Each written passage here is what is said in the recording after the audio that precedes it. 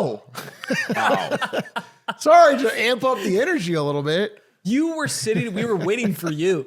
We were sitting here in silence, waiting for I you have just been to bubbling start. with energies, And then you just, and then you guys were. don't act like you were posted high on your energy laptop, 30 seconds and ago. I've been like getting this stomp clap. We're waiting going. for you to start. And now we're in the show. Welcome to Lemonade Stand, where we fill your minds with knowledge. Okay, we have a lot to talk about today. We do Maybe have, too much knowledge. In fact, you're gonna have to delete something in there. It's actually off the You're gonna lose page. something. There's too much knowledge to go over this episode. You may as At well the leave end it of now. your life, you're gonna you have may to- as well close the video. Aiden had to tattoo the actually knowledge should on leave. his memory body, of your grandchildren, like so you have memento. Aiden talking about Sweden. It's Yeah. You can only have so much, right? Look, we have, of course, an update with the Strait of Hormuz Yep. and the consequences of that. We have an update on the Hungarian election that just happened. Big news story right now. The DOJ. Is that dramatic? I don't know about that. Is that dramatic? Is that spicy? Should is. the viewers It's spicy. carve It's out how spicy, much of their yeah. grandma's, like their memory with their grandma, do they need You're to gonna have carve none out for left. that? None After left. we get it through with Damn, Hungary, that's Hungary? going to be your last Hungary's thing on your taking it? deathbed. Hungary- Hungary's Cool, going to cool, be the cool. only thing you need to remember after this episode. You're not even going to remember the Strait of Hormuz conversation. No, it's actually you're gonna think, wow, the whole Iran thing not even important anymore Because Hungary. because Hungary yeah. is just it's top of the news Yeah, block. I think we will. That's Hungary has 9 million people. Anyway, sorry, go ahead. And Fair. Who's at zero, but nobody lives in the Strait. Just so you know. Fair point. we were going to talk about the California governor race and the DOJ opening an investigation into the NFL. But I wanted to start. I feel like it's almost like the shutdown update, except I would say way more consequential. Yeah. Almost. Yeah, for the world. Yeah. And I wanted to just start with what you had to go over with Iran. Because I feel like every day I'm seeing changing headlines about what's going on. Yeah, we're at like day 46 of this whole damn thing. The big new news is the blockade of the blockade. You guys hear about that? Yes. That we're Yeah. blockading their blockade. And the big thing I'm trying to follow up on is anyone running this blockade? Because there's conflicting reports. Social media is filled with what you might call fake news. A lot of like fake, it's hard to, and you know, take it. Take it. Yeah, no, Aiden. take it. Why Take not? it. Who cares? We're just doing a show. Okay. I'll take it. Take it. Hello? Ask them about the Strait of Hormuz. So, double blockade. And obviously the big fucking question, sorry for cursing and sorry for breaking the set. This has been a But this is an important disaster, guys. opener. Okay. Is China going to try to run the U.S. blockade? That is the big question, because they are saying the blockade is dangerous for world order and a bad idea, and that U.S. will not be allowed to interfere in their affairs. And they're going to fill up oil tankers at one of the Iranian ports, and they're going to want to take it to China, which is in an oil deficit right now. Needs the oil. All the Asian countries are needing it, and Trump has said that can't happen. So this is the big question mark. So far as I can tell, there hasn't been a ship that has specifically gone to the Iranian port and run the blockade yet. But we're only like at 24 hours in, as far as I can tell. There are actual ships that have turned around. Ships have Bloomberg turned was around, saying it, yeah. and ships have also passed through. But the ships that have passed through, it is being said, did not go to an Iranian port first, which is the Okay, so clarification. just- Okay, so Okay, the U.S. is threatening any ship that is moving Iranian oil through the Strait. That was the clarification. Trump's tweet was like, no ships at all. And then U.S. CENTCOM came out and said, just to be clear, this is only Iranian ships from Iranian ports and so far as I can tell, none has passed. But it's a clear question mark, because that is a major source of Chinese oil that was still flowing during all of this war so far. This is the first time that would have been stopped. And we don't know what is going to happen. China is, they've only put out a tacit statement so far saying this is a bad idea, no good, bad for international order. But they haven't said yet, like, we're going to send ships to escort. Yeah, I don't know if you have a... China met with Spain, and she said the world order is crumbling into disarray. Like direct quote. I did want to ask you about. So I was watching this video of somebody who lives in Vietnam right now. Okay. And they've been there for 16 years. He is an American immigrant to Vietnam and has a family there, lived there a long time, talking about how this is affecting Vietnam, because they didn't have a strategic oil reserve in the country, or a very large one before this started. And one of the things they note in the video is the size and the preparation of China going into a crisis like this, right? Just at a base level, you could take something like the amount of electric cars that are there, right? So way less people that need to get around are dependent on something like the price of oil going up, like the price of actual like petrol going up. And also China in general has a huge stockpile for like their reserves are much stronger than a lot of the other countries in Asia, like Vietnam or the Philippines was one of the other countries that declared a state of emergency. But I think I heard you say something that even though China is in such a strong strategic position, you were trying to emphasize why this is such a big problem for them still, which I didn't fully understand. Yeah, I'll break that down. So the largest importer from the Strait of Hormuz is and was China. 37.8% of all things that go through Hormuz go to China. And while they have this massive oil reserve, they have not yet chosen to deplete it. They have not yet chosen to drain the reserve. Drain it or use any of it? They haven't used it. Okay. The reserve is, as far as I can tell, maybe they keep it secret, but they have not announced they're draining the reserve yet. And so that's a choice they're saving in their back pocket. They have stopped all diesel exports from China, so you can't send any oil out. It has to be used internally in the country. And they've made some gas rationing type choices. But my understanding, and this is a recent article from the FT called Fortress China showing some cracks. It's like there are other things than oil that are transmitted through that strait that are really like precursors to many manufacturing things. There's helium. There's obviously fertilizer for food. There's natural gas, which is used as energy in factories. There's all these things, and they're all showing cracks. They're all causing problems. And most of them were able to transmit because of China's relationship with Iran. But this new blockade changes that. And it's sort of set, I mean, I think if there's, it's a little hyperbolic, but like, this is a direct economic conflict between the US and China on this one. So something's going to have to give.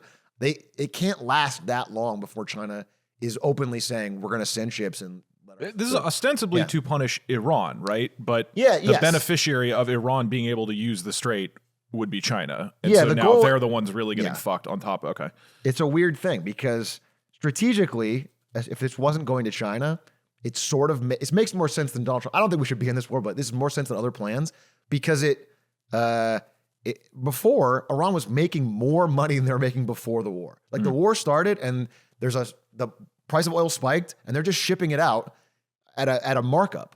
And so this blockade kind of forces them to the negotiating table more and they have to, but the problem is most of it goes to China and China will not allow their economy to be cut off by, like, it's like, right before Pearl Harbor, America cut off oil to Japan. And then that's where they made the decision to, you know what I'm saying? Like these are the things that lead up to bigger conflicts. Like if you look at pre-World War I, it's all people cutting off supplies to each other. So it's very similar to like the build up to things like that. So I don't know what happens. I will say you mentioned other countries. I wanted to go through a list here of like Australia has been a public announcement. If you can take the train or bus to work, you have to do so. You have to? I guess, I don't know. Or like they're strongly pushing. I think it's strongly pushing. Okay. I don't think they're like arresting you. New Zealand has a new 4-level fuel alert system that is apparently going up. Ethiopia, Kenya, South Sudan, and the Gulf states have prices up 40 to 120%. Ghana, South Africa, Nigeria are rationing electricity. They're now cutting petroleum with ethanol, which like degrades the quality of cars, but like you need it can stretch it a little farther. Pakistan is taking all government vehicles off the road. Schools closed for 2 weeks. Egypt is closing shops, malls, and restaurants. Slovenia is rationing fuel, and Luka Doncic is injured, so 2 bad things for Slovenia. Italy is restricting airports. Isn't Sri Lanka didn't they declare every Wednesday a public holiday? Yeah, there's some state of emergencies. Ireland is having mass protests on fuel prices. UK's, so like, it's hitting all over. And this double blockade only amplifies. Now nothing is getting through where before it was a trickle. So, it's weird because one thing that's like confusing me is that if you were only to look at U.S. stock markets, you would not know there's a damn thing going on in this world at all. Like they have been remarkably stable, like things like DeepSeek was more damaging to the U.S. stock market than a global oil catastrophe. Like it is just like trickling up and green. But everywhere else is starting to, everything else, even in the United States, at the lower end of like the K, people are really mad about fuel prices. Like it's happening all over, but it doesn't seem to be hitting that sector of the economy. Something I'd seen at the end of last week was the disparity between the cost per barrel of oil on the futures market versus the actual cost per barrel if you needed the barrel of oil right now, and then it's never disconnected as far as it is right now. Like if you're this is, keep in mind, this is something that was like around Thursday of last week, so I don't know how this updates by this point. No, it's still true. But the future price of a barrel of oil was about like 109 per barrel. And the actual price per barrel, if you needed the oil immediately, was like 145. Jeez. And this it represents some sort of weird misunderstanding of what the market perceives as the value of oil in the future, even though the crisis continues to go on, versus the actual value of getting the commodity right now that I don't really understand. Yeah, the layman guess, also not deeply understanding this, would be everybody's assuming this is going to end in a week or two, right? And that just keeps happening every week. But the keeps getting punted. So there's a big conspiracy. This is a conspiracy theory alert. I'm going to drop a conspiracy theory alert. Okay. But there is a big and growing, and in some reputable areas being talked about, conspiracy theory on this. Is it my conspiracy theory that I shared earlier? You said that the Strait of Hormuz is not real. I don't think they closed it at all. I think they made it all. I think it's a giant false flag. Yeah. So it's not that one. Okay. That one is in What's certain yours? circles. I'm gonna tell you mine. The conspiracy theory is because that disconnect happens when somebody or a group of people have made massive short bets on the price of oil, basically saying that this will end, and it keeps the futures price of oil down. There is a theory that this was done by like a U.S. government, like a treasury.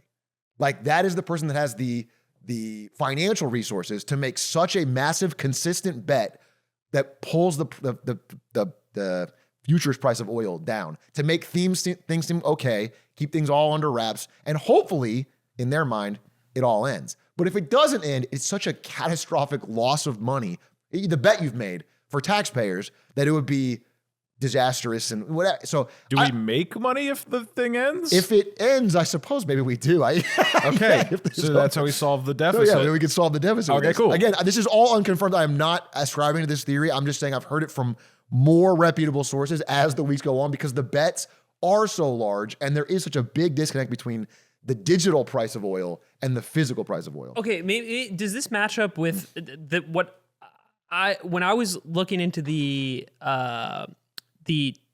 spike in oil prices and the purpose of futures in general is futures actually do provide a stability to these types of markets by existing. Yeah. And they make sure that the price spikes aren't felt by people in these short bursts in the same way that they otherwise would. Like if the futures didn't exist. Yep. And that's the benefit of futures existing at all, is they provide price stability and help people like weather short-term storms. Yeah. But this is turning out to be a lot longer than people initially expected. Right. So the financial reality of this is going to hit harder because am I taking two very disconnected ideas? No, I think what you're saying is correct. But think of it like almost like a poly market bet, right? Like if you were trying to make an election seem closer than it was, and so you took a massive bet against the person winning in the bet, so it looks closer to 50-50. Mm-hmm. Do you understand? If that ends up being true, you're fine. If not, what's happening right now is people are doing that. We don't know if it's a central bank or if it's a lot of people who just simply believe that this will end. Okay. But there is a bet being made that's putting it closer than what it is now. And either that will become true and it's fine, or it will not become true and this is a weird bet. That's even more destruction and financial. Oh my God. So that's where we find. I mean, I don't have to go incredibly deep on Iran war because it gets covered every day. I have two different things I want to propose. Well, first off is I want to clarify with you just my understanding, because you have looked into this a lot more. So right now, the other Arab, the other Gulf states like Kuwait, Saudi Arabia, UAE, they're not able to transport resources, materials out because of the Strait of Hormuz, and that is blockaded. So they can't get Iran- past the first blockade, which is Iran. Which is Iran. But U.S. will allow them And so in the now second we've blockade. okay, yeah, but they've allowed. So the U.S. is now blockading Iranian ships and saying everybody else can come in, but presumably they're not trying to get in anyways because of the Iranian blockade. Right. Is that correct? There's basically nobody who meets both criteria. That's what I'm saying, right? Yeah, it's like it doesn't. Wait, am I wrong? Isn't the one way you can get through right now is if I have a ship that is picking up oil in Saudi Arabia and I want to go through the Strait, and say it's like a Japanese ship or something, they pay the Iranian toll in yuan to move through the Strait so that the Iranians don't shoot them. Yeah. And then they don't move Iranian oil; they're moving Saudi oil in this case, and they're fine. That's the limited case of who can go through right now? Or am I I'm making that up? I believe you're correct because ships have gone through along those criteria. Yeah. However, Trump's tweet Trump's tweet said anyone paying a toll to the Iranians, especially in Chinese yuan. Dang it. He got the tax loophole. So his tweet has been softened by US military and what they're actually enforcing. But that is the big question mark, because if you just look at what was written from both Iran and America, there's no way to get through. You can't fit both criteria. Okay. But a few ships have gone through. So I have a proposal for you guys. Perry, can you pull this up? Oh, hell this is a. Oh, sorry. Okay, this. It's like Tokyo drifting. This is a map of the Middle East.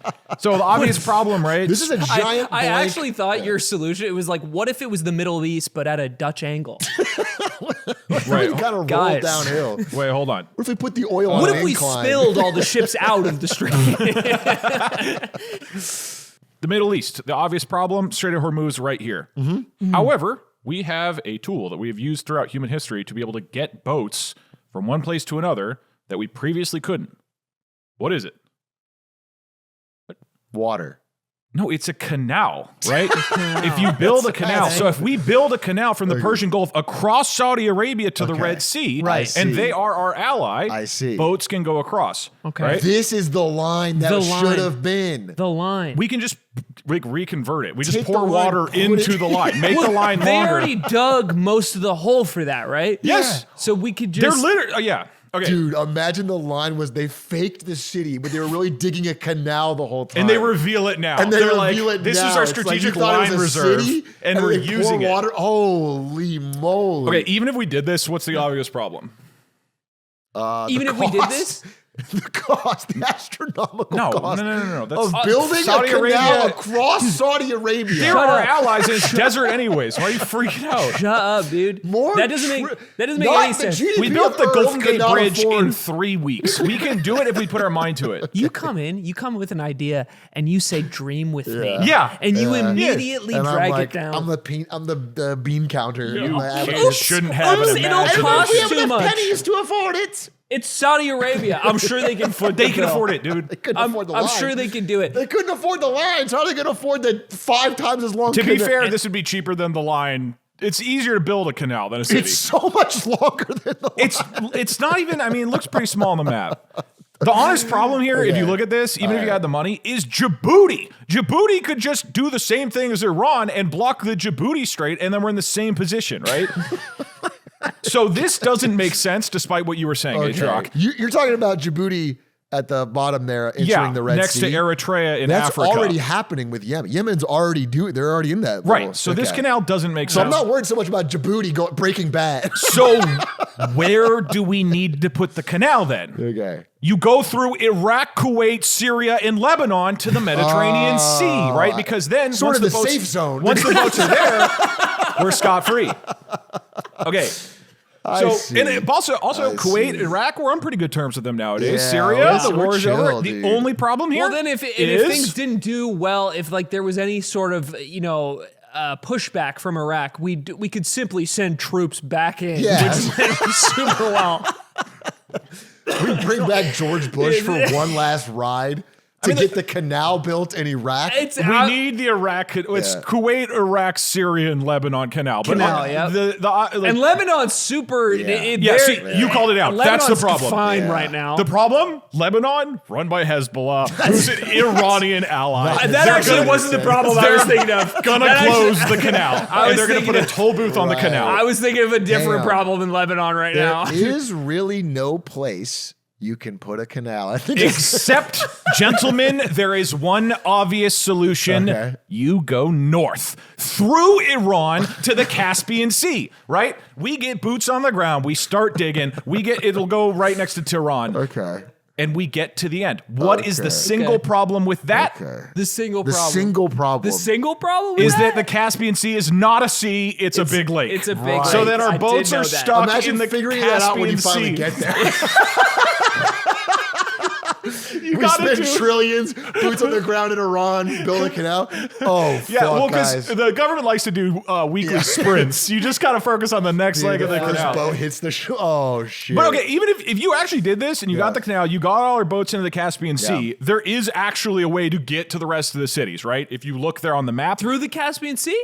Once you're in the Caspian Sea, we just need one more canal. You go east. Okay? You go across Kazakhstan, across China, across all of Mongolia, across China again, across Russia, and then you're at the Sea of Japan. Your boats are scot-free. Right? Because right when we're there, okay, now we can go up through the Bering Sea, we can go through the Northwest Passage, down past Greenland, and we go to New York City. But gentlemen, what's the last remaining problem? Greenland could close the strait, which is why we do need to take Greenland. Donald Trump was right. 5D chess. I'm thinking about this because at first I was like, if one country could influence a strait based on their geography, surely a canal through multiple countries presents the same problem at a larger scale. Okay. And I was thinking about that, but I hadn't considered that once you go through so many countries, you actually create such a confusion that maybe no one knows how to enforce it or take advantage of it. And then what's say checkmate, Iran. So one thing here is ideally we could actually go down to Panama and create another canal alongside the first one, Panama just Canal. To double it up. Yeah. It's like adding another lane to traffic. It just makes it better. You add just one more canal. You know what the solution is? This is like if we revived Magellan and asked him what the solution was. Like, what do you think? What do you think the fastest way is to get oil out of here? This is the type of shit we could do as a society if every country worked together. Yes. You know what I'm saying? We can build an even bigger canal. Bigger canals that go every which way. Let's do a one-time wealth tax, and we'll fund the canal. That's a brilliant idea, Doug. I think you've brought a unique insight. He's cracked the code. He might have cracked the code. Why aren't they doing it? Okay. Anyway, Iran. Why don't we hop on over to maybe a smaller, lighter story? I wanted to hear about this DOJ case against the NFL. Wait, let's do Hungary. You want to talk about Hungary now? Are you trying to put a little light in there? I'm trying to add a little spice before we get to the. We could talk about Hungary. I mean, I'd do it. It's pretty quick. Why don't we combine them both at one story? All right, you're just trying to get my stuff out of the way. Just fucking throw Atrioc out. You take nothing at the end. Yeah. Yeah. DOJ. So listen, you're an NFL viewer a little bit. I am. Or a lot. Okay. I'm not really, but the complaint from NFL viewers and senators who get complaints from their constituents about the NFL is that it has become more and more dispersed across different streaming platforms to the point where if you wanted to watch every single game of the NFL in the last season, it would cost you $1,000, which is higher than even the cable era. So it's like astronomically expensive and people are getting upset about it. So the DOJ, despite not really doing much antitrust enforcement in this first year of Trump's term, has come out with a new lawsuit against the NFL. Or I guess it's beginning the process of investigation in the NFL. And the idea is back in like the 70s when the NFL was just getting off the ground, they were given an exemption to a collective bargaining thing where the idea is that every NFL team should negotiate TV rights on their own. That's the idea. They're competing against each other and keeps the prices down, yada, yada. But NFL was given an exemption that allowed them to all negotiate together and be a collective issue for all NFL to negotiate as one TV rights package. And that made them a lot of money and it's been quite successful. But that only applied to traditional cable TV. It does not apply to streaming. And so they've been operating like it does. But now there's this question mark of like, hey, is what you're doing really allowed? Is it a monopoly thing? It's weird you're because gouging people. I feel like it's easy to watch, right? It's all in one place. You just go to Stream East. You go to Stream East. You go to Stream East, and it's all there. I don't know what they've been talking about. YouTube, it's like this last season, you know, I paid for YouTube TV plus Fox, whatever it was, and it's like a cool $110 a month or something like that. It's crazy expensive, and you can watch most of them, but it is wildly obscenely expensive. Yeah, to get all this, if you want to get everything, right. If you want to get like your local anything outside your local network, I mean, for the NBA, it's been miserable. Like when you see LeBron James on the sideline watching the game on Stream East, you know that there's a problem. He's a billionaire. He is watching. Did that happen? Yeah. Wow. Yeah, it's just convenience, right? Yeah. Like I experience it more with the NBA as well, where I bought, I think, like YouTube TV and the NBA like League Pass this year, and I couldn't watch the Lakers game. And between these two things, I was paying the first time I've ever paid for sports my entire life. Yeah. And I was paying $190 a month between these two platforms, and I couldn't watch the fucking Lakers game. And I was like, what's happening? Yeah. What is it?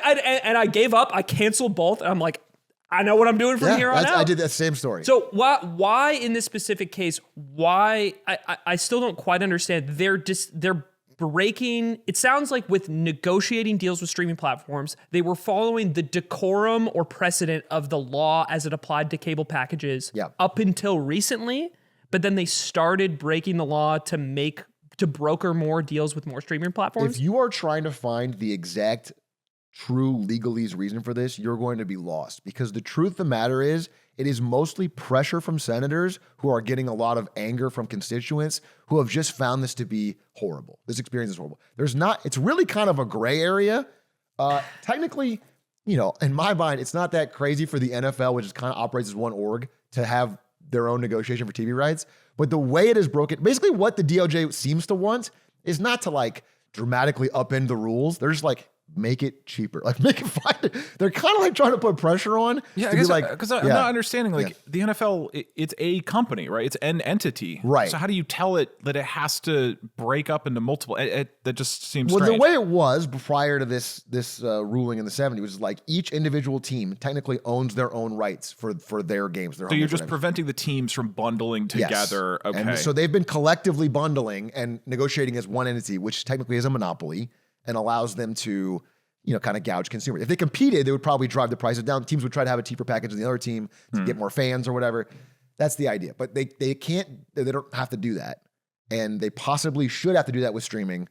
But really, DOJ is like, just people are mad, figure it out. It's kind of what it seems like the vibe is. Not that they're like deeply concerned about the letter of the law and antitrust. I feel like it's one of those things where it determines presidential popularity, like gas. It's like if gas prices go up, the population's unhappy. If football goes up, population is unhappy. Yeah. Like you just can't do that. You're probably right. I think it's just like politicians being like, hey, look, football needs to be. Like this is going to spark more change than housing, I think. I think you're right, dude. Yeah, I'm so torn because my initial reaction is people are fucking calling in about this. Yeah. This of all the things. No, but I do mad. think it does matter. Like it's a consumer thing that the bulk of people enjoy in some facet or another. It's a problem that is so common in the American sports watching experience. Like everybody talks about this. Yeah, they all hate and it. how much of a pain in the ass it is. And I think it's just like one of the most common forms of entertainment. So naturally it's going to bubble up to the top and be like an issue that's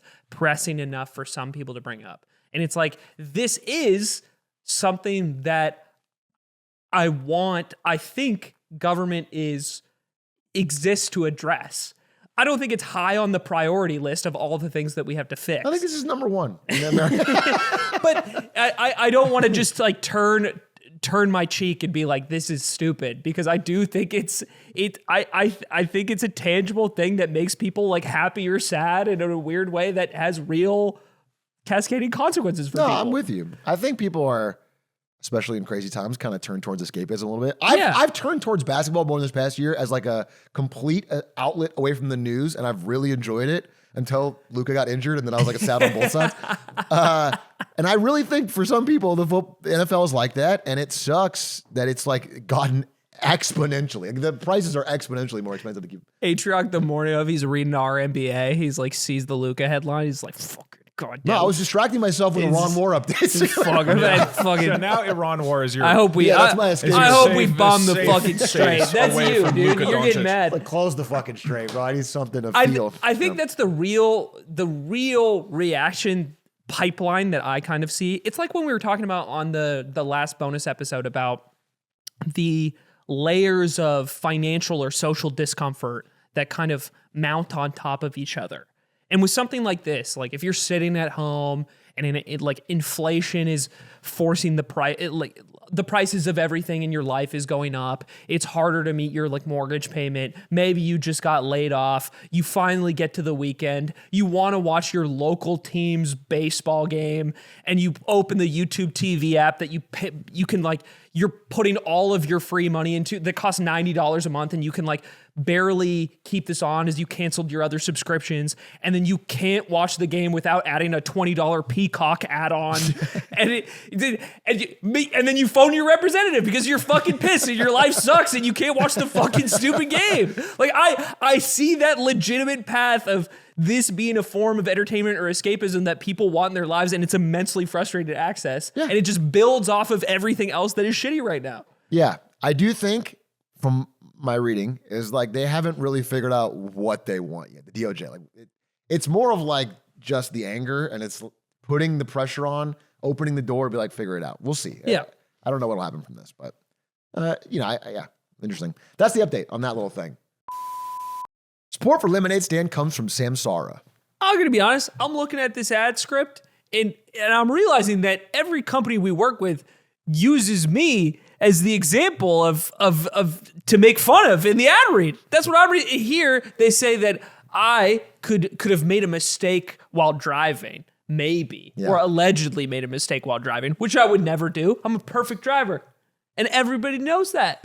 And I wouldn't need, but and even though I'm perfect, I might want a dash cam that could protect me from accidents or accusations of things I didn't do. You would want a dash cam that captures real-time video that proves that your drivers are not at fault. Because I've been hearing a lot of rumors that you keep driving your big rig truck into a Panda Express because they're out of orange chicken. Right. And you honk the horn the whole time. I'm a great big rig driver. And I'm prove that. I'm so professional that I don't need to prove The it. Samsara AI dash Samsara cams could. capture real-time video that proves when your drivers aren't at fault, protecting them from false claims and prioritizing their safety. It's more than a dash cam. It's a complete system. Don't wait for the next accident by Aiden to take action. Head to samsara.com/lemonade to request a free demo and see how Samsara brings visibility and safety to your operations. That's samsara.com/lemonade. Samsara, operate smarter. Aiden. Unless you've never made a mistake like me.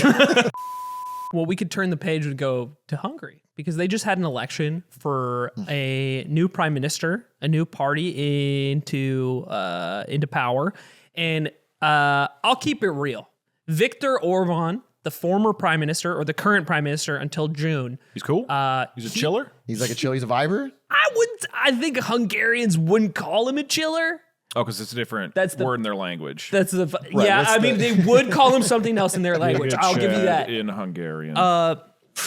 And he's been in power for 16 years. And before I talk about this, I have researched this for about 5 hours. So there will undoubtedly be things that I don't explain fully or that I don't understand.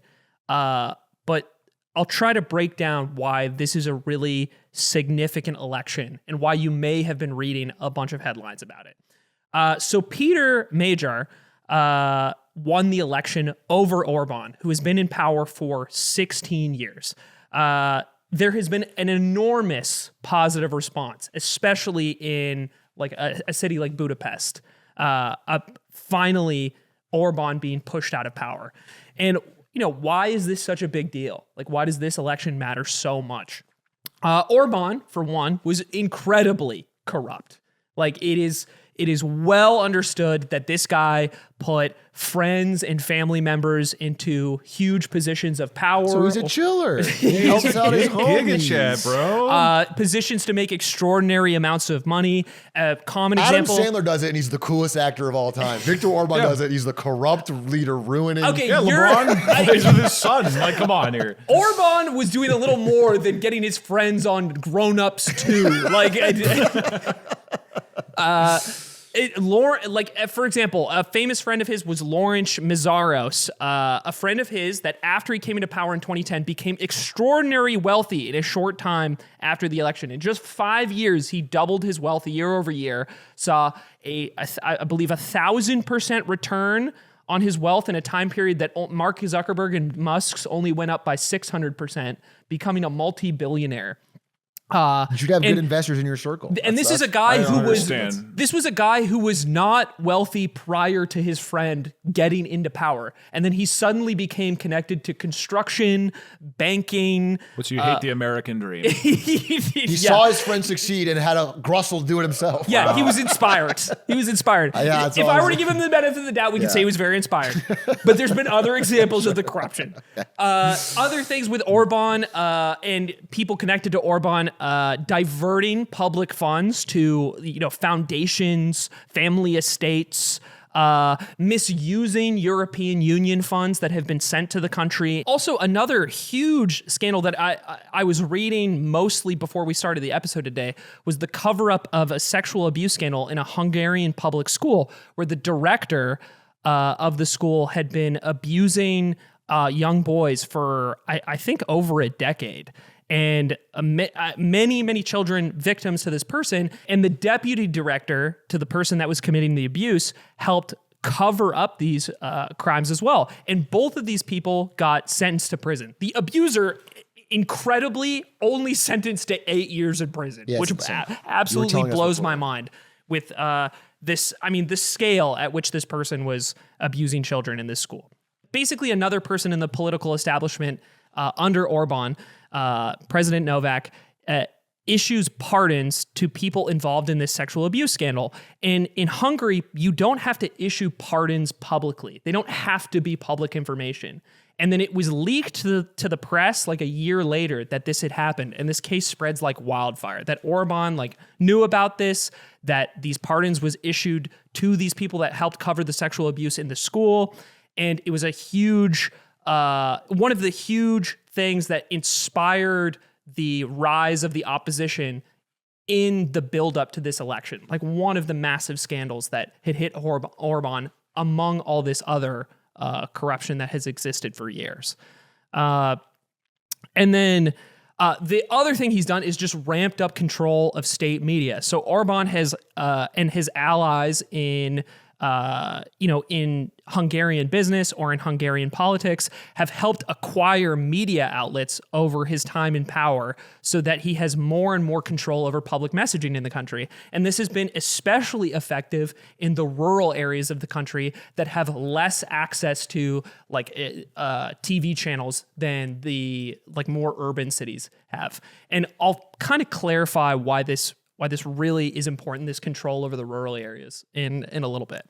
And then the last big thing that people criticize him on, or not last thing, but one more big issue, is his cozying up to Russia. So he's generally pushed Hungary away from unity with the European Union and closer ties to Russia and Putin.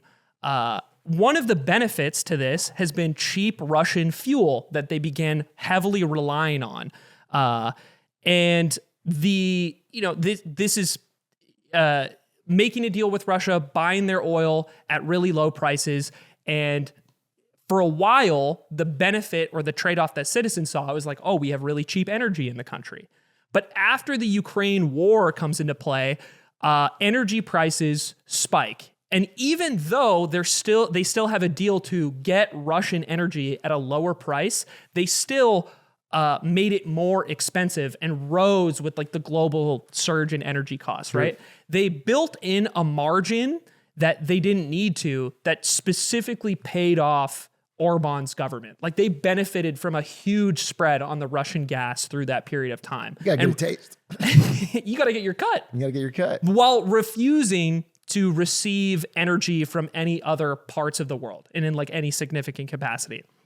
And they have also connected friends and like oligarchs in Hungary to Russian-related business projects. So, for example, like Russia was going to build, or a Russian contractor was going to build 2 nuclear power plants in Hungary. And he sets up friends or people in Hungary to specifically benefit financially from these deals with like Russian companies at the expense of them not being the best decisions for the average Hungarian person. The way this is playing out for like normal Hungarian people through this period of time is consequences like in the 2020s, skyrocketing inflation, like way more than the rest of Europe.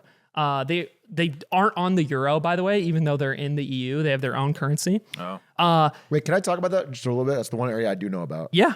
So Viktor Orban, his economic policies have been pretty widely regarded as a disaster. He came in, he took basically personal control of the central bank and had these policies of like, some of them even sound good, like low flat income tax across everybody, or pro-natalist policies where you can get money for having kids. He did, he had price controls on utilities so they couldn't get too expensive. He put a lot of key state industries in his friends' hands. All these things, all right? And for a while, it seemed like they were working, and because they had relatively low unemployment and relative stability. And so everyone was like, okay. And he won some elections off that. Like he kept going. He had control of the media too. But, and then the underpinning of that started to become obvious, which is that he had seized control of the central bank and was just printing money nonstop to fund all of his ideas. And the pro-natalist policies didn't work. The birth rate kept falling. In fact, they have fewer people now than they did in 2011 when he first got in there. And the inflation rate largely comes from their central bank just running the printer nonstop. And so now they are experiencing what they had 57% price rise since 2020, double the EU average. Inflation peaked above 25% in 2023, the highest in the EU. And pretty much all that comes back to the fact that their central bank, every time he has an idea, prints the money for it. It just devalues their currency, which is separate from the euro. So yeah, I would say that's a huge core of like why, regardless of his media control, he is starting to see, or he has now seen, huge people like turning away from him. There's real economic consequences for people in the country. Like the thing, so I hate to say it, but I have a friend. I was going to ask, what's your friend in Hungary? That the specific complaints, and this seems to line up with the data, is like the skyrocketing price of like housing in Hungary that's come along with this. The general feeling of falling behind compared to a lot of other parts of Europe, and all declining funding or effective funding in areas like healthcare. He said there's been a really dramatic shift in the quality of healthcare and hospitals in the country because of the economic problems that there's been. And I think one thing that's the really wild thing is that during this time that Orban's been in power, one of the things he did was change the voting structure in the country. So with a 2/3 majority that he was able to get a long time ago, you're able to make changes to the Constitution. And with the constitutional changes that he made, he kind of gerrymandered and reconstructed the value of votes in the country so that the countryside functionally has a lot more weight in elections than the urban areas do. And that's where a lot of his support was, right? Like people in Budapest that are more liberal are very against him and kind of always have been. Yeah. But this combines with things like his control of state media, where it was more influential over these rural, more disconnected areas of the country. And as long as he could maintain influence and power over these rural areas, he could continue to have these crushing results in the following elections that happened after the first time he got elected. And that's been one of the ways he was able to maintain power this whole time. So Peter Magyar is kind of used this against him in this election, which is wild. He heavily campaigned in these rural areas, going to over 700 cities and villages in two years, meeting people in person and running this seemingly very grassroots campaign. And this guy is from Orban's like party in orbit prior to this, and kind of like broke out of it to run this opposition campaign. And by convincing enough people in these rural areas, he secured this giant majority in parliament under this win. So he actually only won 54% of the vote, but his party or like coalition, I don't know the exact situation, but he has 69% of the seats in the Hungarian parliament now because of that win. Because the rural votes ultimately have more sway? Yeah, because of the way that those votes translate into parliamentary seats, which is because of what Orban did while he was in power to secure his position, has been like effectively used against him, flipped the other way. And the payoff here is now that he has this 2/3 plus majority, people are hoping that Magyar like uses this power to undo a lot of the damage that Orban has created in this 16-year period. Like you can create the constitutional changes to counteract a lot of what has been built up in the country before. Because Orban still has like friends, like stacked courts, people in positions of power that want to act in his general interest or might impede what the opposition wants to accomplish, right? But in theory, Magyar now has the power in parliament to override a lot of what Orban has built up to like stop the opposition moving in the other direction. And from talking to my friend, specifically, one of the huge hopes of people, especially particularly in Budapest, it sounds like, is that Orban and the people around him will be held to account as soon as this transition in power happens. And we'll see if that actually plays out. Yeah, some of the feedback I saw was that, I wanted to ask you about this. I don't know about this Peter guy. I don't know much about him, but my understanding is he's not so politically dissimilar from Orban. He's not like a massive, but I think what people are excited about is his anti-corruption effort. Like that's the main thing. So he's been pushing on that specifically. Yeah. Yes, very much. Like if their politics have been described as center-right, which is like where a lot of the country aligns with. And these people don't diverge a lot, like ideologically. It really comes down to this you just keep hitting counteraction of corruption. And people are just sick of Orban specifically and kind of what he... I mean, if all the wealth of your country is being funneled to a few friends of the league, like obviously that's the number one issue almost. A few high performers. He has a great roster of friends. Yeah. He's chosen well. And I think we live in a country where I think like corruption exists in the United States. I think corruption exists in every country around the world in some facet, right? The way Hungarians especially talk about Sweden. Yeah. The way let's get back to I see where this canal is being dug to. The way Hungarians and the talk around this election, the way they talk about corruption is that it's like it is insanely clear and insanely explicit the amount of money he has taken away from the public to benefit him and his friends around him. The last kind of layer to this, and I would say the relevance to the audience maybe, is like how could this affect you? The way Hungary fits into the EU. So the thing that I had heard about Hungary a lot is they're kind of the black sheep that upsets a lot of the European Union votes. And that's because when it comes to issues of like foreign policy or sanctions or I think taxation, there's like a few categories of things. They need unanimous support from EU member states. When they vote on things, which is crazy because there's 27 member states that you can't get 27 people to agree on anything. I know it kind of seems insane. So everybody's voting pepperoni, and Hungary's like, I don't want olives. It's more like I don't like pepperoni, and I want Russia. What do you want? I want that. We want vodka on the pizza. That's crazy that all 27 have to. Well, okay. So Hungary has like blocked and delayed aid packages to Ukraine.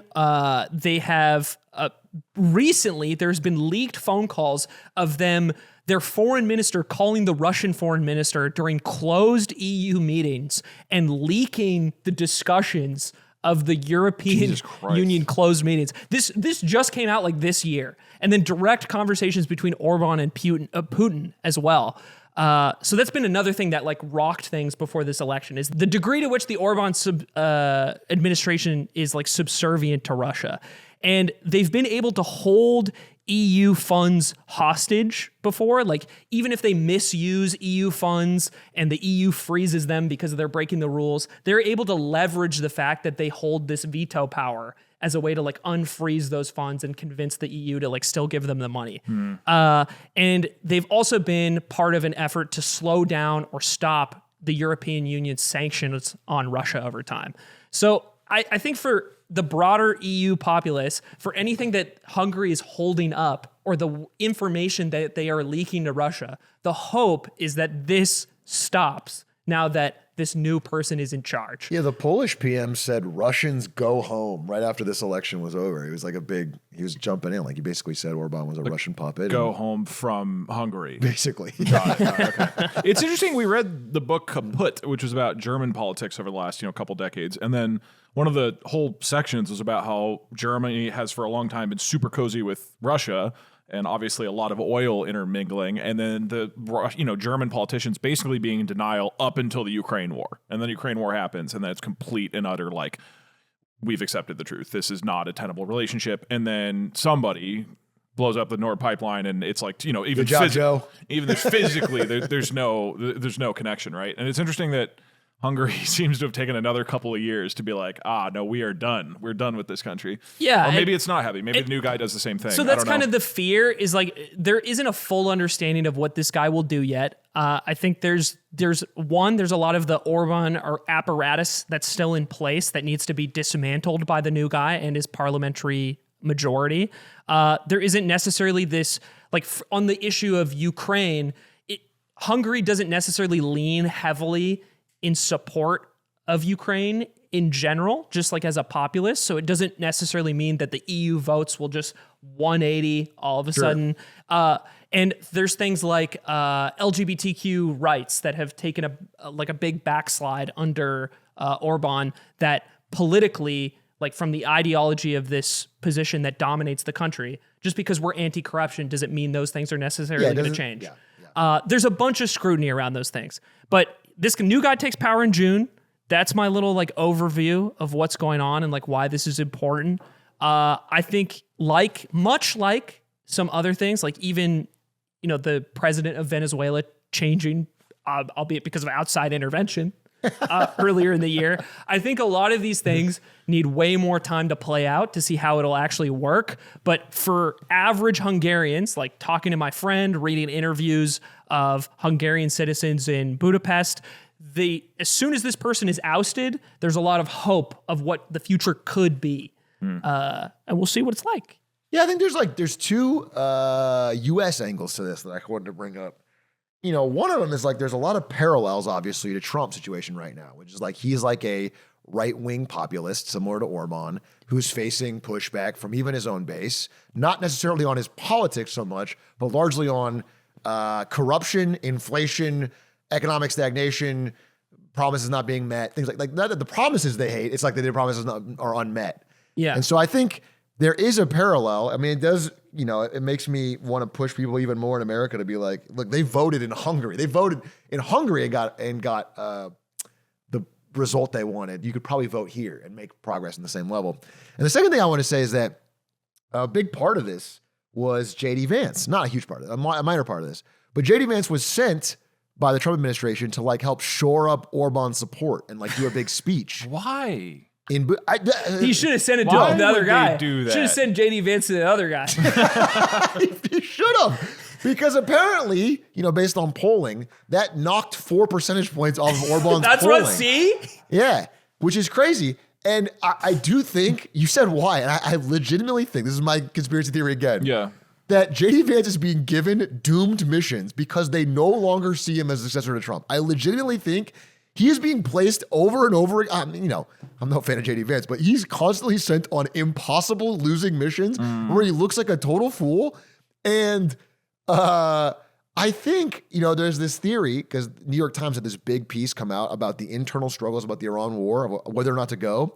And the piece really paints JD Vance as the lone heroic voice being like, we should not go into this war. It's a bad idea. It's going to be a quagmire. And the theory is that JD Vance is the guy. He's the source. And so now like there's like a rift in the administration where they're just sitting, they're like, and if you look at the Polymarket results, fucking Rubio is skyrocketing and Vance is on the downswing. I don't know if they've passed yet, but like of who will be the next candidate in 28. And I think there's a real sense that JD Vance has lost the mandate of Trump heaven. He is no longer the successor apparent for the conservative MAGA movement, whatever it's going to be in 28. I mean, it could just be used. He has JD Vance go and campaign for Newsom so that Trump can win. What if he says the touch of death? Right. Yeah. Like Right. kill the He's Pope. a poison pill that Yeah, you they can just sort send of, him in the wrong direction. You have to use this asset strategically. I mean, they sent him to be the lead and basically only negotiator in Islamabad to deal with Iran, like in an impossible negotiation where they want entirely different things. Of course, he comes out being like, we couldn't do anything. And then he goes to Orban. You're not going to win that election.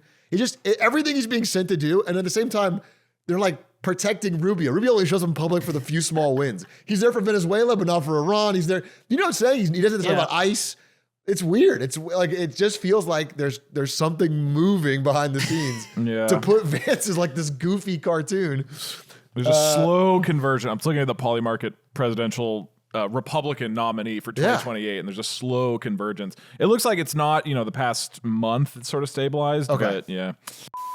Support for Lemonade Stand comes from Anthropic, because Claude is the AI for minds that don't stop it good enough. Probably if you're watching this show, you have a good sense of what Claude does, but I have a cool new use case that I was trying out this week that I actually love, which is that you can use Claude's voice mode on your phone. You can talk directly to it. It talks back to you. So what I did is I had this idea for a project, and for like 2 hours, I walked around outside, enjoying nature, talking to Claude, going back and forth and making sure there was poking holes in my ideas.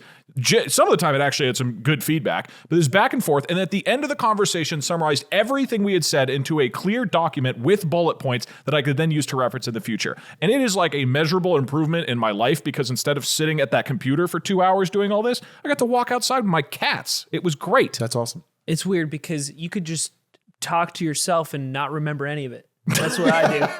That's what I do. And if we look between the two of us, between me and Doug, it's like one of us walks away with great projects that he puts together and displays to his fans, and one of us is Ludwig's friend. Right. So it's like, who comes out on top of that interaction? Right, yeah. But you could tell Claude to pretend to be Ludwig. Are you ready to tackle bigger problems? Get started with Claude today at Claude.ai. That's Claude.ai. And check out Claude Pro, which includes access to all of the features mentioned in today's episode. Claude.ai. I'm realizing Doug is also Ludwig's friend. He's got you beat on every. I'm really not winning You should on probably use Claude. any front right now. I need to revisit this. Support for this show comes from Truewerk. Working outside means you're at the mercy of the elements. You guys aren't blue collar like me. You're the least. You guys don't get it done outside. You just told us an anecdote the way about how you that would I book do. meeting time at NVIDIA to play TFT. TFT sort of a at the work physical site. labor type dude. I kind of get it done. I use my muscles. I use my back. I don't have my dainty little hands like you typing on a keyboard. Okay. I think for But the if people, you And do the outwork, percentage of our audience who's like me might enjoy Truewerk clothing. Truewerk's great. If you work outdoor, if you do hard work, these pants have 4-way stretch for bending, kneeling, and climbing, a water-resistant finish to shed rain, 9 intelligent pockets to keep tools just where you need them. He doesn't have any tools, but I do. I got plenty of tools. So the work doesn't stop just because the weather changes. Upgrade to the T2 work pants. Stay comfortable no matter what the day brings.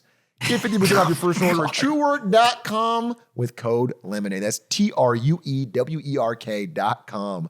Work, can you spell it, Aiden? it's true work built like it matters because it does. You brought a shovel to the ring. Use code LEMONADE. This is embarrassing. I guess I was digging. Okay, so you mentioned Polymarket. Yeah. And I know you had two itsy bitsy stories about Polymarket you wanted to talk Two about. itsy bitsy stories. All right, look, these aren't critically important. All right, one is I was sent this GitHub, and I think it's great. If you scroll down a little bit, Atrioc, this is called Nothing Ever Happens. Do you have lots of disposable income that you don't know what to do with? Well, what this bot does is that it automatically goes to all of the non-political bets, or excuse me, non-sports bets on Polymarket and just says no. This is the nothing ever happens Polymarket bot. So you can just have this thing running with your money and you are betting that nothing happens. The ceasefire doesn't happen. Taylor Swift does not get married. JD Vance does not win. It's just everything. You can just be a total pessimist and put all your money on it now. Actually kind of hype. And this is what Polymarket was meant for. Second one, if you go to the California governor election winner. So quick little primer on California governor election. So another politics story going on here, but there's this huge swing all of a sudden in the California governor. Steyerverse. The Steyerverse is happening. So there is a surprising amount of drama with the California governor race. It's very strange. So I'll do the same thing that you did, Aiden. Here is why you as a non-Californian might give a shit about this. One, California is gigantic, right? As a reminder, it's like the size and GDP of big European states. The fourth biggest economy. It is the fourth big. California is a behemoth. We have 40 million people. It is bigger than Canada in like basically every respect except size. I think the population is like near the same, and it has a bigger economy, doesn't it? Yeah. No, anyway, it's like U.S., China, Germany, California. And even I'm not kidding. It's Japan. Canada's bigger, but we're a grower.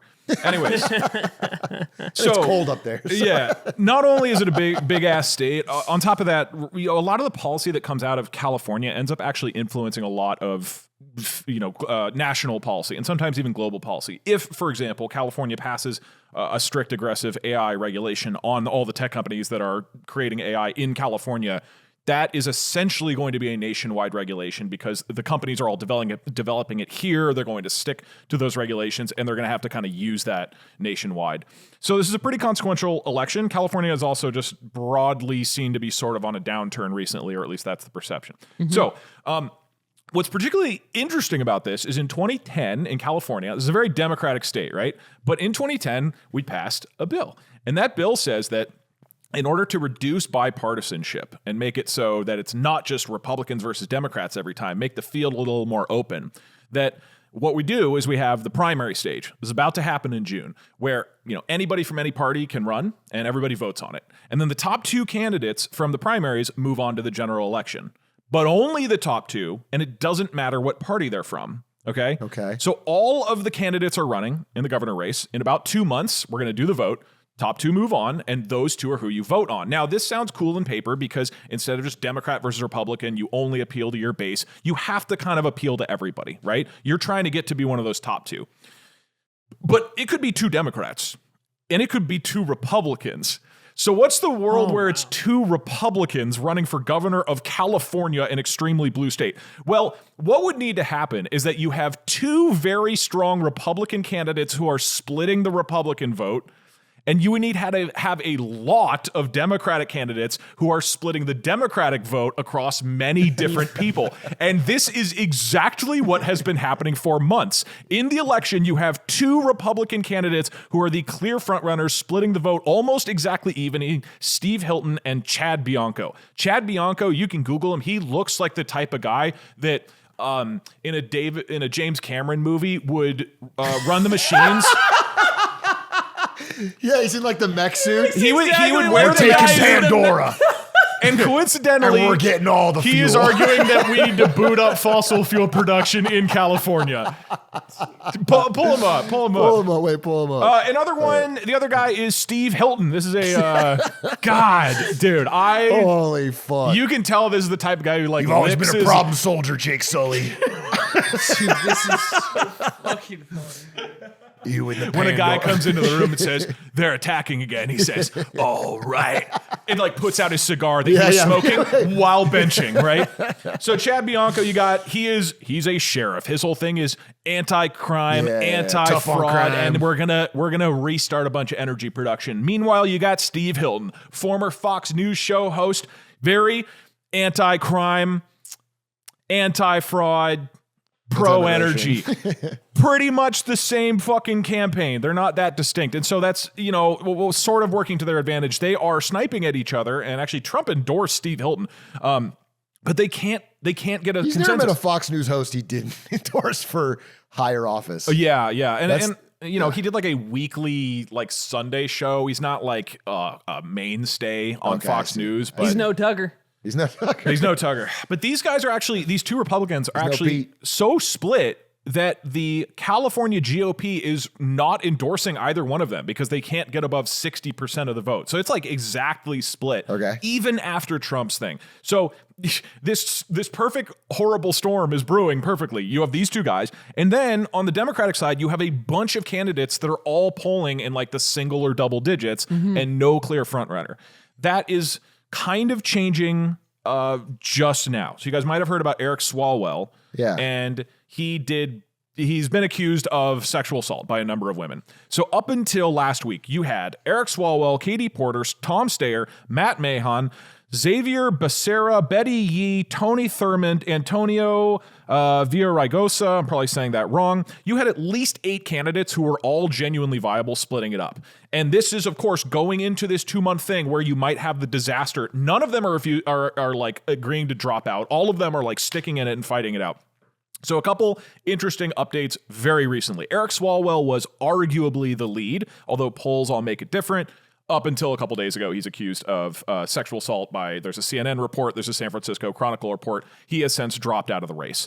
And it appears that people are now moving towards towards Tom Steyer. So a couple other, key players here that are probably really in the running. Katie Porter is like a longtime California legislative, but she's kind of fucked because there are these videos that came out of her screaming at staffers, like while she's making a YouTube short, talking and then saying things like, "Get the fuck out of my shot." She got Ellen. Get out of my shot. She actually did. Actually did. So there's 2 videos that basically are the most stereotypical Karen videos ever, where she's blowing up on somebody, and it's just like, what, dude? This is a horrible look. A bad look. So it is funny because I feel like my view of Katie Porter is almost entirely shaped by clips, and she was like she would get clipped in her like Senate hearing videos where she would like bring out a chart and like own somebody in a hearing, and everybody would be electric in the comments. Seen one of those. Yeah. And then more recently, the clips have been going in the opposite direction, where it's like her screaming at a staffer, her getting really upset with somebody interviewing her. It's those two. Those 2 clips came out, and everybody's like, "Ooh, she seems like kind of a bitch," and that literally nukes her campaign. I have to watch this clip. It's kind of like those clips with clavicular right now, where he keeps walking out of interviews. For my Gen Z people at home, governor in a few years. Katie Porter's kind of like clavicular. Kind of like, Atrioc, you can pull this up. Okay, you have it. That'd be great. Here's one of to them. watch the the reporter clip. one is actually worse because she blows up at this reporter who's asking very reasonable questions. I remember watching this one and thinking it wasn't great. This was a while ago. So I'm on the oversight committee, you might know, and that is where we did a study recently this fall in September, and what it showed is electrify our transportation sector, that we're going to lose more than 500,000 Californians dying prematurely to air pollution and other problems, and the state could lose out of my fucking shot. That's actually incorrect. It's not that it's electric vehicles. It's that if we don't make the commitments under the Paris Climate Accord. Okay, it does. Okay, you also were in my shot before that. Stay out of my shot. Okay. So that's it. It's so funny because I actually think an Ellen accusation is a perfect comparison. It's like, yeah, it's pretty wild. It's like these 2 videos, and that kicked her out from being like maybe the front runner to like even with everybody else. You have Tom Steyer, who's this billionaire activist who's much more progressive than the other folks, but he's self-funded because he's this billionaire. He's put $100 million of his own money and kind of using the saying like, "Oh, I can't be corrupted because I have so much money" type of thing. Didn't Trump say that? Yep. I don't know much about this guy. I need to look more into Tom Steyer, but I've been looking a little more into him. Then Matt Mahon is the mayor of San Jose. He's really coming in as like, this is the pro-tech guy. Not even pro-tech, but the tech people all like him and are endorsing him. So even though he's been a very successful mayor of San Jose, but he's coming in being like, here's the like technocratic solutions I'm going to do. I've succeeded in San Jose. I'll succeed statewide. But then a lot of people, there's just so much anti-tech. Wait, how long has he been mayor of San Jose? I don't know the timeline. We can look it up right now. Well, just because hated living in San Jose, so I want to know. I mean, not his fault, really. Yeah, I mean, like maybe Mayor- it's 2023, so actually now I wouldn't know. That's Mayor after I of left. San Jose. Mayor of hell? I mayor of I hell. wanna- Beelzebub, mayor of hell, is running for governor of They've California. been saying it's getting cheaper to live in hell. But this guy was mayor after I was there, so I have no idea if he's Yeah, turned he's around. doing well, and he's kind of like that angle. And then there's 4 other candidates who are convenient. Like there's a weird thing there where they're all the non-white candidates, and then USC tried to host a debate where they used their own criteria to decide which candidates should be there at the debate. And their criteria said that based on the current polling and the fundraising and everything, that it would be the 6 white people and not the 4 not white people, even though technically it was based on, it was just their number Right, formula yeah. or whatever. And that caused so much frustration that Right. USC had to cancel the debate. So now there's also this strange thing. But in this weird fucking drama going on with the California governor race, for the first time in months, there is now a clear leader who is Tom Steyer. And he's a pretty interesting candidate. We don't need to go into his Yeah, we'll have to- policies and you might whatnot. even come on the damn show, bro.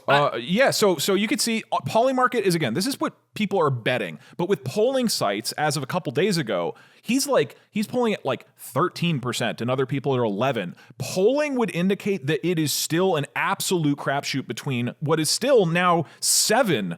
It's down from 8, 7 leading candidates. So Well, I it think is, what Polymarket is reading into, based on the bettors, is like who's going to be top 2, who's the Democrat in the top 2. That's who's going to win the. as long as Yeah. one of these 7 Democrats can get more than the 2 Republicans, Yeah. then disaster is averted. And it's this weird thing happening, and this is all going to resolve in June, in like 2 months. Interesting. So with Tom, I don't know if you guys remember this. He ran for president in Yeah. the Democratic primary Yeah. a while back. I remember he what did he say? One to of our Bernie? many He said beloved- something it was like Bernie and Elizabeth Warren were having a fight on stage. Yeah. And then Tom Steyer comes in the middle. He's like, "Hey, I don't mean to bother, but Bernie, I'm a big fan."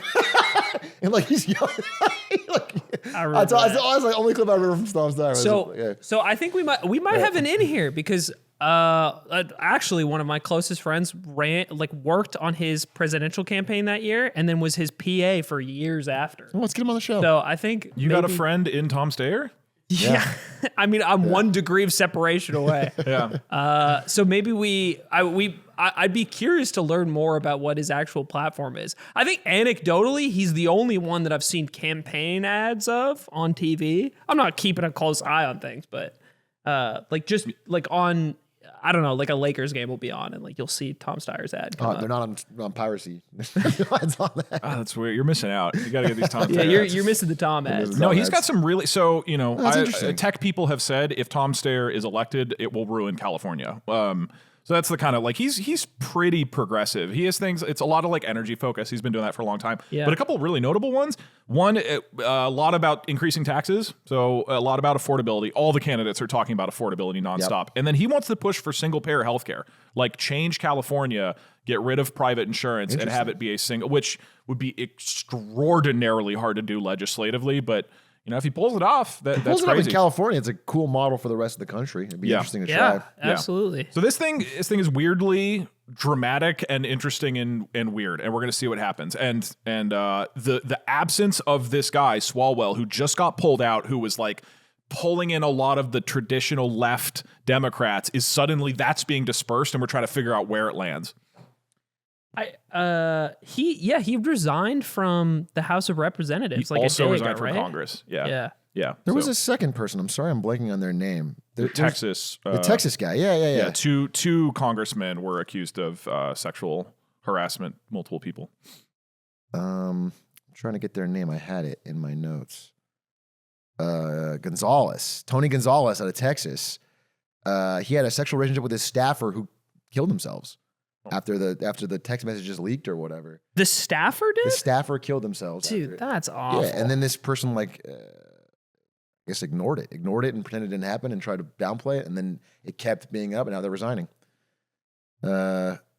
Insane. So one Democrat, one Republican, same day. They both resigned same day, both over sexual misconduct. Yeah. Anyway, Well, I appreciate you reminding me about the importance of the primary in California specifically, because in my head I was like, oh yeah, I'll vote in November. but the deadline is much closer. Yeah. You know what's also crazy? California, super Democratic. It's not that Democratic. Trump lost by 20 points to Kamala Harris. That means 60% of people voted for Kamala and 40% of people voted for Donald Trump in California. Yeah, so I think and they're all in Huntington Beach. I think there's a perception. Yeah, there are California a being a shitload. Democratic stronghold is only relatively recent. Like It's like 30 it was years. Reagan's like base for, and then right wing Schwarzenegger was the fucking governor of California for a long time. I mean, it's not. Can I give two personal updates? Yeah. I said these things publicly, so I'm going to give updates on it publicly. First one, rice crackers. Gentlemen. Oh, dude. The drama. I want to know what's going on. Even more drama. We went to China, as we talked about, and we went to a food trade show in Chengdu where we were pulled into a sort of business cracker dalliance with someone named Susanna, who's a very powerful person in her company. I publicly committed on the podcast that we would figure out how much actual take-home revenue I get from a Patreon episode, me personally, and I would spend all of it on rice crackers, and we would put them here in the studio and eat them. Unfortunately, I have an update from Susanna, which is that she has left the company. She told me the same day that she met us, she found a severe and irretrievable, irreparable problem in the manufacturing. She much later told me that they are not poisoned and I am safe to have eaten them. But there's a major problem with delivery. And now I asked, wait, can I still buy them? She said, well, I work independently and I'm sourcing from many different crackers. And if you really like that flavor, I can find another factory to create that flavor for you. So just keep working with me. And I was like, I'm a little confused by this. Can I buy from the company that you used to work for? Can you just buy through them? And she said, I do not recommend it. If you trust me, I think between Susanna They were good though. It's like I kind of want those ones. They were tasty, and you did say they were powerful and great. They were like powerful 100 times. Anyway, if you trust me, I texted her at what was like 4 a.m. in China, and she immediately sent back like 40 texts. Anyway, if you trust me, follow my recommendation because I am food experts. If you insist on your love for the rice cracker Mita Wangzi ahead, I respect your choice because you are my friend who I truly treat with my heart. And then she followed up with an apology 2 minutes later saying that she was too flustered and then reiterated everything. Look, the point is, the truth is here, I no longer have a contact at Mita Wangzi, the rice cracker company. I now have a contact with a woman who is saying she is going to do research to find me similar rice crackers. I don't know what to do. Right. And it's you got to go deeper into it this. sucks because I don't want to be Yeah. I don't want to be the conspiratorial type of guy. Okay. But it feels sudden, doesn't it? It feels sudden, and it's weird. You think it's political? It's weird. I'm saying that you maybe think the Communist Party is cutting her out of the. I didn't bring the party into this. Okay, you think she should pick personally? Okay, quote, the moment I found out the truth, I knew I had to be honest with you immediately, even if it was sudden and confusing. This That woman is is so so powerful. funny. I love She's it. so So I'm powerful. probably going to try to buy a bunch of rice You have to crackers. just take her from recommendation. Just take her wherever. recommendation and Except go. I'm going to be buying like however many pellets of rice crackers that I haven't tried. And this is even more insane. Okay, the other update, just on ChatGPT specifically, and actually I think we have an Anthropic ad. The timing is coincidental, by the way. But on a previous episode a couple ago, I said I was going to try to stop using ChatGPT as much as possible. I am trying to do that. I stopped the $200 subscription, but I have found that unfortunately, at least right now, ChatGPT is the one that can actually do Japanese talking. I don't know if you guys have experienced that at all. Sure. So I am currently on the lowest paid tier that I can on ChatGPT specifically for that, and I've been using other models for everything else. To keep the translation stuff. It's just for translation. They have, so there's like a voice-to-voice API that they have, and so it sounds relatively similar to Japanese, whereas the other LLMs currently that I'm aware of are just people saying. It's like a text-to-speech terrible translation that sounds nothing like Yeah, I Japanese. really haven't tried the voice models on other ones. I don't use ChatGPT anymore. I did quit it, but it was a good voice model. I did. Yeah. I just switched to typing more. Which I just say, I made a big point saying, hey, I'm going to not use this product. I am using it basically as little as I can, except for specifically the one about Japanese or very specific stream features that I need because their models do certain creative things in certain settings. But in every other context, I am moving away from ChatGPT, and we've turned down a sponsor on this channel. I've turned down 2 personal sponsors now that my agent presented to me. So minor update there in case you see ChatGPT on my phone. That's the thinking. Yeah. Genuinely, what does the $200 subscription do with something like that? Like With what is ChatGPT? Yeah, like when you're because I know most of the other LLMs have like higher paid tiers like that too. What is that usually offering you? Because I have like the lowest level pro subscription on these. Super simple, Like, I use higher, Claude. higher usage and new features. So the reason I was paying for the $200 one is because you would get access to early features. Yeah. So they would be like, we just released deep research. Go try this out here. We just that Pulse thing that they did. You know, OpenAI just like throws out a lot of different things, and so you got to have access to that. It's crazy because $200. It's like it's giving you so much there. Yeah. And $200 can't let you watch a Lakers game in Los Angeles. $200. Well, okay, there's a story on that. I mean, not Lakers game on the $200 tier, which is that there's been people reporting across all the major AI that they're starting to see like, what is the word for it? Like Outages? Outages, yeah, like service integrations. Like some I forget the exact company, but they did a test, like a real deep dive test, and noticed that the AI at the same tier on the same price was thinking less than it did 2 months ago. Like it was the output of tokens or whatever text was less than it used to be, and it seems like a lot of the AI companies are running into server and constraint limits. They're trying to like give you less per dollar to try and make up because everything, even the $200 tier, loses money. That's what they found, is every single one, people are using it more than it costs them. It's just very like, you know, the people that buy $200 tier often use $1,000 plus worth of tokens. I was the profitable one. I was probably, you know, using $10 a month out of the 200. Yeah. So that's like, I was like one of the few people giving them actual profit. But most of the people who are buying these super high tiers are the ones who are running agents like That are 5 always- hours a day. Yep. And so those I people see. are genuinely hitting, and that's, you know, as Claude Code and Claude Work and all these tools continue to expand. I don't know if you guys have heard this as well. This is anecdotal, but I am hearing more and more people in my life who are not like deep in the AI sauce saying things like, oh yeah, the last few months I started to incorporate Claude Code for this or this. People who aren't doing hardcore coding, like other types of work, and are like, it is genuinely incredible. So it seems as though it's starting to hit more of like a public zeitgeist. And at the same time, Claude Code uses a shitload of AI processing and tokens. It's no longer this, you know, auto-complete finish a sentence for you. It's like harnessing an absolute shit ton of things all simultaneously, which we learned about because Claude Code leaked as well, which is a whole separate thing. It's craziness with AI right now. It's real wild. They really genuinely need more data centers. No, that's what you say. Does that mean we should build more data centers? Maybe not. But They need more data centers because more people are using the product than ever, issuing more they requests. are genuinely hitting the limits of compute. And to be fair, that's compute that they have access to. Maybe if we, you know, repurpose compute from, you know, if we take it from Roblox, maybe we can power AI. And that's why, you know, I think OpenAI shut down Sora and other things. They're just trying to put all their compute towards the few areas that, like the business areas. But that's the point, which is like, you know, I think I should give a bit of a mea culpa here or something, which is like, there was this theory maybe 2 years back. Oh, sorry, Mike, that a lot of this data center build out was financially wasteful, and probably still is, to be honest. But the truth is, the demand is certainly there for every token they can build. Like they haven't built enough, to be honest. In terms of user demand, Okay. people really want every single token that the data centers can generate, and the demand for it is only seeming to ramp up. So, like the companies that, you know, there's a bit of a "I told you so" moment from OpenAI right now. You know, in a lot of ways, they're not having that, but in this area, they're like, "Hey, we went all in on building as much compute as we possibly can because we knew this was coming." And Anthropic was a little slower. They were like, you know, a little more measured. We're not going to go crazy on the spending. And it's seeming like you just want as much as possible. That's what it's seeming like. I'm just admitting it with what the finances are looking like, which is like people are using every amount that they are being given. There's not like a lot of idle GPU time. You know, they're running into the limits of every data center they're building. No, maybe sorry. My brain might just be cooked. Yeah. You're saying they need to build more data centers to fulfill the demand that exists.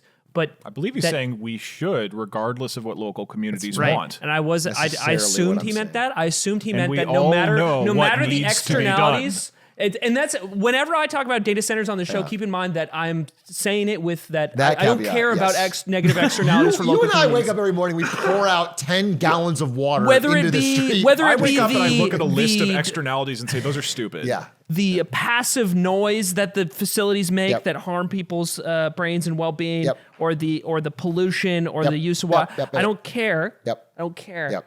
I'm asking you, Yes. why don't you just said that the argument was that they don't want to fulfill the demand because it's not worth the money, but they need to fulfill the demand. I'm confused at what you're saying. What I'm saying is the argument about a year and a half to 2 years ago was like, hey, you are spending trillions of dollars to Yes. build all this compute data center out. Yes. And it's like, if any of that goes idle, it is the biggest, most ruinous financial decision of all time. Like it's absolutely insane to do this. It costs so much money. But the and this could still be the case because they might be able to sell it profitably. Okay, that's the case. But it's now obvious that they will have the demand. People will want to use every ounce of compute that every data center you build is going to be used. But is the argument that so even though, from what we were talking about before, even though that all of the available like computing power of what you could build would be used, that isn't necessarily profitable still. Right. Correct. The question mark is still that because right now everything is being, it's like early days of Uber or early days of Netflix. Everything is being sold at such a markdown that it seems awesome. It's like MoviePass. You know, MoviePass is not a great business, but everyone used it. If you use Because MoviePass, you got 40 it's fucking tickets. awesome. It's MoviePass awesome. is great. So we don't know yet the economics of whether or not this hashes out. But at the current price, the demand is astronomical. People bring all MoviePass. over. That's not the point of what I'm saying. Get out of my shot. Get out of my fucking shot. Get out of my shot. I'm sorry, I interrupted you. Sorry. I'll acknowledge it. I apologize to you, the audience. I interrupted you to make a dumb MoviePass joke. No. Why don't you keep going? I'm your point? sorry. All right. And anyway, so I'm saying about AI data centers and get out of my shot. No, you missed it. Okay. You missed the part about the data centers. Okay, well, you were in my shot before that. And our next guest, Ellen DeGeneres, is going to talk to us about her comeback to grace and how she's one of the greatest TV hosts of all time. Anyway, that's the AI little bit of a news story. Which And is one last spicy little tiny tidbit about AI, real fast. It's drama time. Sam Altman, everybody hates him now. Everybody hates Sam Altman, CEO of OpenAI, because there was a post. Oh my God, I think it was New Yorker, The right? New Yorker. Who made Ronan basically did Farrow. like a 1.5 year long report. okay. Yeah, sorry. You said it was a post. I just want to say, like, this is a really well No, done. from the New York Post. Or is it New Yorker? Is the New Yorker. So they Yeah. did like this super long tweet. No, it was. He's triggering me. It's so funny to like dilute Ronan Farrow's career Yeah, into like, like he Ronan made a Farrow fucking, I don't know, he made a fucking tweet. I Did don't a know, whatever. really masterful series of long form interviews with almost everybody Sam Altman has worked with throughout his entire life and constructed a long form, well crafted through line of dishonesty. Basically, of like from every venture he's been on, he has left people in his wake who thinks he acts dishonestly. Like he will lie. He will say one thing in public and one thing in private. He will promise that he's really focused on AI safety and on being nonprofit, and then slowly but surely dismantle those protections behind the scenes to make it into a for-profit venture and to care less about AI safety. And it was interesting because this article comes out, and there is a really groundswell of, Sam Altman anger. And then, unfortunately, someone takes it too far and throws a Molotov cocktail or something at his house. The cocktail was that was after the article came out? It was after Oh, the I didn't Article realize comes that. out, and then I believe a couple days later, Sam Altman posts a tweet saying, "Last night I was taking care of my son, and somebody threw a Molotov cocktail at our house." And so it's weird. I have a weird thought about it because I do think that there's a very real criticism you could levy at Sam Altman for all these things in this article. And that in general, I think the way he's acted, especially around the nonprofit to profit status of OpenAI, this is a real thing from the article that I thought was like, it becomes very clear that he is being dishonest about his intentions. I mean, he told me none of that's true. It's all good. But obviously people shouldn't throw Molotov cocktails at people with family. You know what I'm saying? What do you think?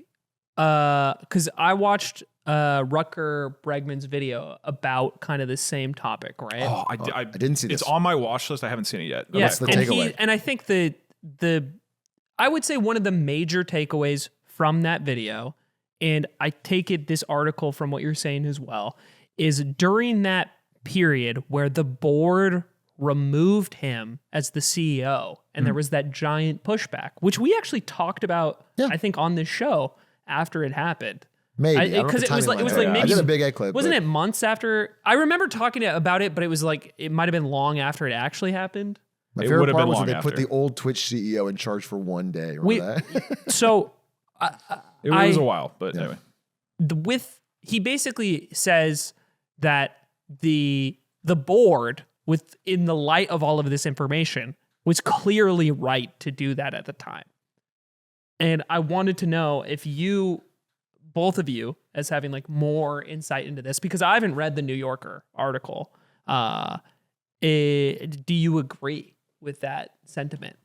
So I'll tell you, when I covered it at the time, I was more charitable towards Sam Altman's side because largely all the employees were on his side, because if he went, there was a real sense that OpenAI might dissolve into everyone leaving different ships, and then they would all lose the value of their stock. And they were all very, very scared about that. And so they all kind of rallied behind Sam. That was like I think there's also a charitable interpretation that they were proud of what they're doing. Like at that time, there was much less negativity around all this stuff. ChatGPT was considered this like technological, like incredible achievement. If you were there at that time at the forefront of AI research, creating a product that however many, 10 million, 100 million people try out in a month or whatever it is, this unbelievable groundbreaking product, and you're there at the forefront of research on AI, I feel like that'd also be a reasonable incentive for somebody to say, like, I want to make sure this ship keeps going. Sure, I think that's fair. But I mean, like the core engineer behind that, Ilya Sutskever, is the guy pushing and saying that Sam Altman is lying and needs to be removed. So it's not like, I wouldn't say it's like, I'm sure money plays a part of it. Yeah. I think there was a lot more pride about OpenAI at that point. I mean, this is 2-3 years ago, right? This is way before, I think, broadly society started to be like, whoa, hold on, what's going on? I think that was my outlook. Like, I remember being, I just trust the employees to like, oh, if they are all getting behind this sentiment, then they must understand something about the value of this person that I don't.